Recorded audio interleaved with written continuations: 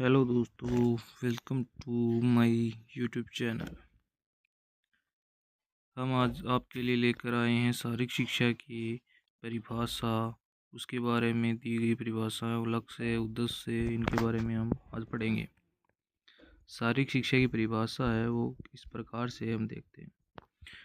आधुनिक युग में मानव को यंत्रों ने इस कदर ढक लिया है कि मानव यंत्रों पर आश्रित हो गया। मनुष्य ने यंत्रों का आविष्कार मानव जीवन को सुखमय बनाने के लिए किया था, परंतु आज वही मनुष्य का आश्रयदाता बनकर सामने खड़ा है। यानी कि यंत्रों का हमने प्रयोग किया था कि हम जीवन को सुखमय कैसे बनाएं, उसके लिए किया था, लेकिन आज उन्होंने हमें जकड़ कर रख दिया है। इसी वजह से आज का मानव शारीरिक रूप से प्राचीन मानव की तुलना में तुच्छ प्रतीत होता है। यानी कि हम मन के कंट्रोल में आ गए हैं। जिस वजह से हमने यंत्रों का प्रयोग करना शुरू किया था, हम उससे दबते जा रहे हैं। यंत्रों ने मानव के असंख्य असाध्य कार्य पूर्ण किए हैं, परंतु यह भी सत्य है कि मानव का अस्तित्व सृष्टि पर बुनियादी तौर पर शारीरिक ही रहा है। यानी कि मानव है वो शारीरिक क्रिया करना कभी बंद नहीं कर सकता, उसको शारीरिक क्रिया करना ही पड़ेगा। और ये उसका मानव अस्तित्व है और मानव का अस्तित्व ही ये शारीरिक क्रिया ही रहेगा। शारीरिक शिक्षा बहुत ही पुराना विषय है। इसे पुरातन काल में रोम, यूनान आदि के साथ प्राचीन भारतीय संस्कृति में भी महत्वपूर्ण स्थान दिया गया है। शारीरिक शिक्षा का शाब्दिक अर्थ तो शरीर की शिक्षा ही है, परंतु इसका भाव केवल शरीर तक ही सीमित नहीं है। समय समय पर शारीरिक शिक्षा को बड़े विचित्र ढंग से प्रस्तुत किया गया। कभी इसे शारीरिक प्रशिक्षण तो कभी शारीरिक संस्कृति। यानी कि आम व्यक्तियों में भी शारीरिक शिक्षा के प्रति धारणा सही नहीं है। वो इसे शारीरिक क्रिया समझते हैं, यानी कि केवल शरीर की क्रिया करना ही शारीरिक क्रिया है, ऐसे जो लोग समझते हैं। जहाँ शब्द शिक्षा का प्रयोग किया गया है तो इसके साथ संलग्न शब्द का अर्थ भी विस्तृत और अधिक अर्थपूर्ण हो जाता है। इस संबंध में विभिन्न विद्वानों द्वारा दी गई परिभाषाएं निम्न है। उनके बारे में विभिन्न विद्वानों ने परिभाषाएं दी हैं। जेबी नेस ने परिभाषा दी है, शारीरिक शिक्षा समुचित शिक्षा का एक भाग है। शारीरिक शिक्षा समुचित शिक्षा का एक भाग है जिसका संबंध मांसपेशियों, क्रियाओं तथा उनके साथ संबंधित क्रियाओं से। जेबी नेस, इसको याद कैसे करेंगे? जेबी नेस, नेस से याद करेंगे नाश, किसका नाश? मांसपेशी क्रियाओं का नाश कर देती है, इसे याद करेंगे हम। जेबी नेस, नेस से नाश, नाश में मांसपेशियों का नाश। उसके बाद में आता है मोंटेन। शारीरिक शिक्षा आत्मा तथा शरीर को नहीं बल्कि संपूर्ण मानव को शिक्षित करती है। शारीरिक शिक्षा आत्मा तथा शरीर को नहीं बल्कि संपूर्ण मानव को शिक्षित करती है। मोंटेन से मानव को शिक्षित करती है, ये याद रखना है, संपूर्ण मानव को। हेरिको बक क्या कहते हैं? बक कहते हैं सुनियोजित बक करना, यानी कि बक करना, वो बक नहीं है। बक से याद रखना सुनियोजित। शारीरिक शिक्षा द्वारा मानव में स्वास्थ्य, उल्लास, योग्यताएं, चरित्र, दृढ़ता को भावनाएं स्थान लेती हैं। यानी कि यहाँ से याद रखना है हमको, स्वास्थ्य, उल्लास, योग्यताएं तथा चरित्र, दृढ़ता को भावनाएं स्थान देती हैं। फिर आता है ओब्रीट्यूफर।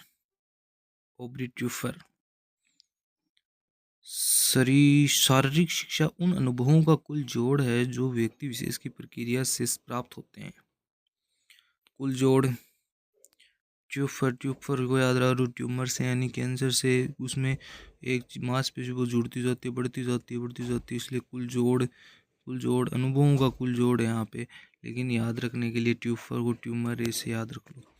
वे मेन यानी व्यक्ति, वैसे याद रखने के लिए है।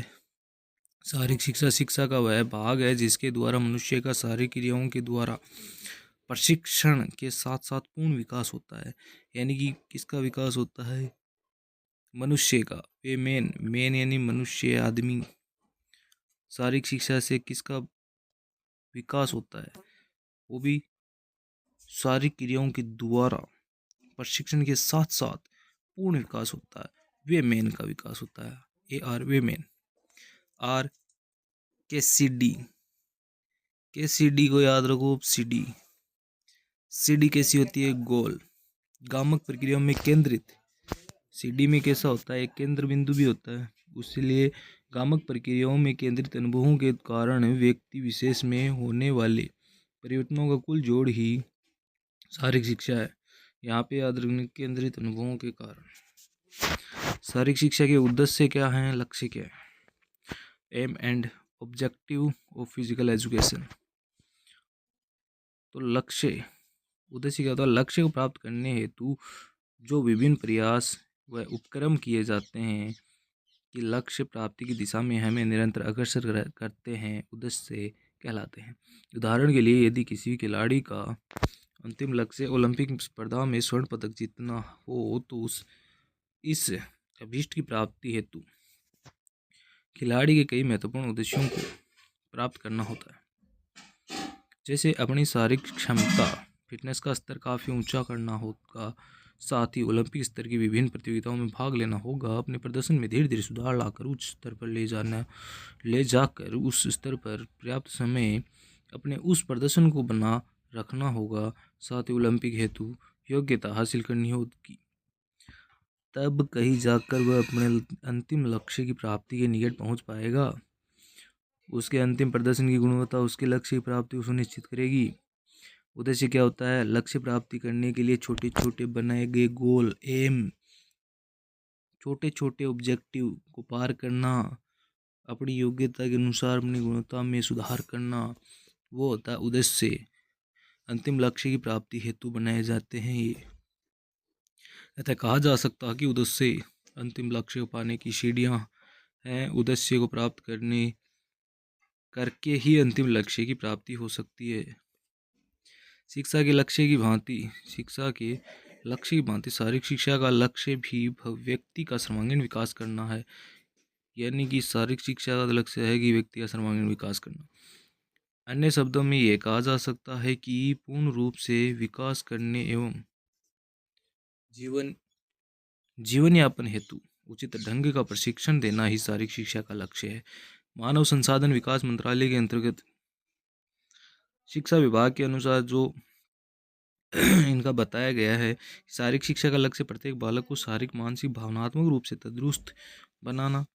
कि व्यक्ति है, वह बालक है, वो शारीरिक रूप से भी, मानसिक रूप से भी, भावनात्मक रूप से भी तंदुरुस्त हो यानी स्वस्थ हो। उसमें व्यक्तिगत व सामाजिक गुणों का विकास करना होना चाहिए ताकि वह लोगों के साथ खुशी से रह सके, स्वयं को एक अच्छा नागरिक बना सके। जेफ विलियम्स का कहना है कि शारीरिक शिक्षा का उद्देश्य एक कुशल एवं योग्य नेतृत्व देना है तथा ऐसी सुविधाएं प्रदान करना जो किसी एक व्यक्ति या समुदाय को कार्य करने का अवसर दे और वे सभी क्रियाओं में शारीरिक और संपूर्ण मानसिक रूप से उत्तेजक और संतोषजनक और सामाजिक रूप से निपुण हो।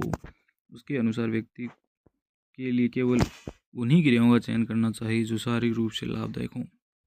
शारीरिक शिक्षा के प्रमुख उद्देश्यों के बारे में विभिन्न विद्वानों के विचारों का वर्णन इन्हें और अधिक स्पष्ट प्रदान करता है।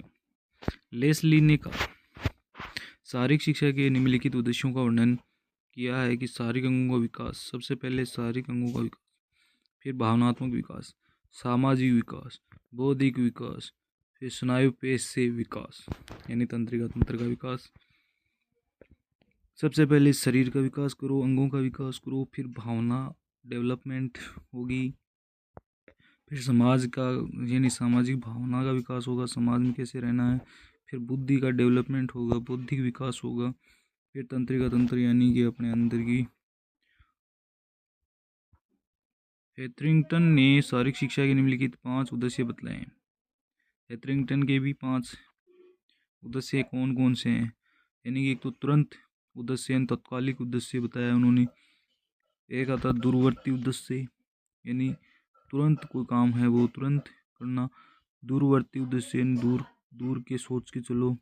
विकासात्मक उद्देश्य कि विकास किस प्रकार से होगा उसका उद्देश्य।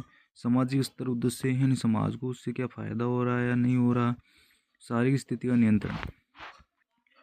बुकवाल्टर ने भी शारीरिक शिक्षा के 3 उद्देश्य बताए हैं।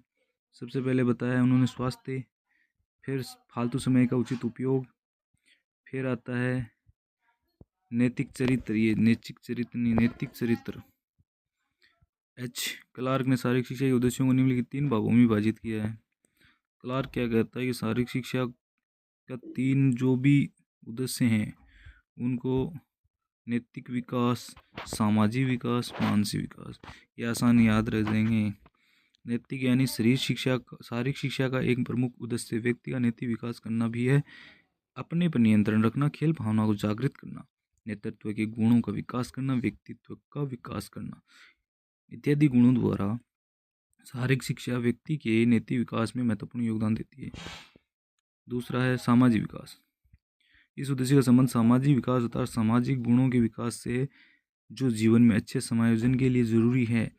यानी समायोजन यानी कि समाज के साथ में हमारे संबंध कैसे हैं।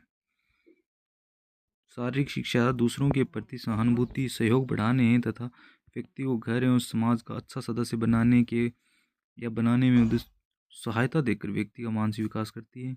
साथ ही शारीरिक शिक्षा व्यक्ति में नेतृत्व क्षमता का अवसर प्रदान कर उसमें नेतृत्व संबंधी गुणों का भी विकास करती है। शारीरिक क्रियाओं द्वारा भिन्न भिन्न क्षेत्रों के खिलाड़ियों को एक दूसरे के निकट आने का अवसर मिलता है।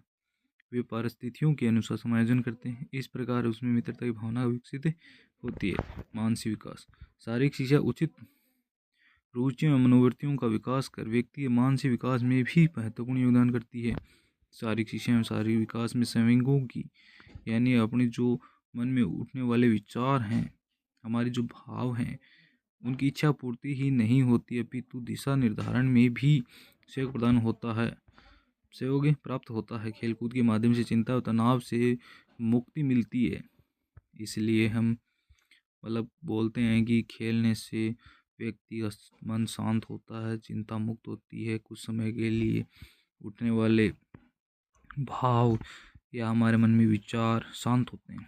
इसलिए इस उद्देश्य की प्राप्ति हेतु यह माना जाता है कि शारीरिक शिक्षा के कार्यक्रमों में कई ऐसी क्रियाएं होनी चाहिए जो मस्तिष्क को जागरूक करें, ध्यान मग्न बनाएं और सही मापदंड प्रदान करें। शारीरिक क्रियाएं एक और मस्तिष्क को कुशाग्र बुद्धि बनाती हैं, साथ ही साथ दूसरी ओर इन क्रियाओं के प्रदर्शन में मस्तिष्क की एकाग्रता बढ़ती है।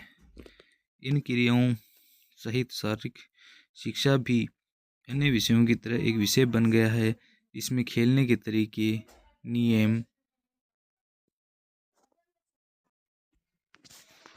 मनोवैज्ञानिक शिक्षा, शरीर रचना, संतुलित आहार, स्वास्थ्य और रोग, व्यक्तिगत स्वास्थ्य इत्यादि जाते हैं। शारीरिक विकास। शारीरिक शिक्षा का मुख्य उद्देश्य शारीरिक वृद्धि एवं विकास है। यह हमारे शारीरिक संस्थानों जैसे रक्त संचार, हमारा ब्लड संचार कैसे होता है, श्वसन संस्थान यानी श्वास की क्रियाएं, स्नायु प्रणाली, मांसपेशी संस्थान, पाचन प्रणाली इत्यादि का विकास करती है। शारीरिक शिक्षा शारीरिक क्रियाओं से संबंधित है और जब हम शारीरिक क्रियाएं करते हैं तो उनका हमारे शरीर के विभिन्न संस्थानों पर गहरा प्रभाव पड़ता है। इन संस्थानों के आकार, रूप और क्षमता में भी विकास होता है। कहने का मतलब ये है कि हम जो भी शारीरिक क्रिया करते हैं तो हमारे शरीर का आकार बढ़ता है, हमारे हृदय का आकार बढ़ता है, हमारे रोग प्रतिरोधक क्षमता बढ़ती है। जबकि ये कहा गया है कि शारीरिक शिक्षा के उद्देश्यों द्वारा संभव है।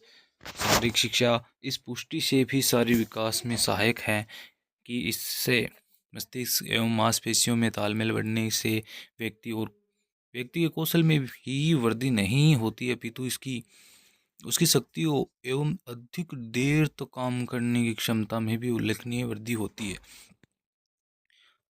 अधिक देर तक काम करने यानी कि एंडोरेंस, सहनशीलता। शारीरिक शिक्षा एक अच्छा एवं स्वस्थ शरीर बनाने में भी सहायक है, जो एक बहुमूल्य निधि है। यानी कि हमारे अंदर शारीरिक शिक्षा से इतने गुण शारीरिक शिक्षा में होते हैं कि हम अपने शरीर को बिना किसी डॉक्टर के पास जाए भी स्वस्थ कर सकते हैं। उससे पहले भी हम स्वस्थ रह सकते हैं। यदि हमारे संस्थान स्वस्थ होंगे तो हम उचित रूप से कार्य कर सकेंगे। स्वास्थ्य का विकास। शारीरिक शिक्षा का उद्देश्य व्यक्ति स्वास्थ्य का विकास करना भी है। यदि स्वास्थ्य ठीक है तो व्यक्ति की सभी अन्य क्रियाएं भी ठीक प्रकार से संचालित हो सकती हैं। शारीरिक शिक्षा से स्वास्थ्य शिक्षा पर भी जोर दिया जाता है, जिसके द्वारा यह स्वास्थ्य संबंधी आदतों का विकास करती हैं तथा संक्रामक रोगों से बचाव की शिक्षा भी प्रदान करती हैं। शारीरिक शिक्षा में मनोरंजन के लिए भी अनेक कार्यक्रम होते हैं। आधुनिक युग में शारीरिक शिक्षा के कार्यक्रम चिंता, दबाव, तनाव को काफ़ी सीमा तक कम करते हैं ताकि व्यक्तियों की स्वास्थ्य को उन्नत किया जा सके। उपयुक्त विवेचन से स्पष्ट हो जाता है कि शारीरिक शिक्षा में सर्वमान्य लक्ष्य व्यक्ति का चहुमुखी विकास को अनेक उद्देश्यों द्वारा प्राप्त किया जाता है। तो ये पहला क्वेश्चन था, इसकी परिभाषा, उद्देश्य, लक्ष्य। तो ये हमने पढ़ा, सिद्धांत भी पढ़े। इसके बाद में अगला क्वेश्चन हम अगले वीडियो में डिस्कस करेंगे। शारीरिक शिक्षा में सिद्धांतों की आवश्यकता क्यों है, विवेचना करनी है, तो वो करेंगे। Thank you. Like share subscribe. आगे वीडियो देखने के लिए मोटिवेशन मिलता है हमें लाइक से।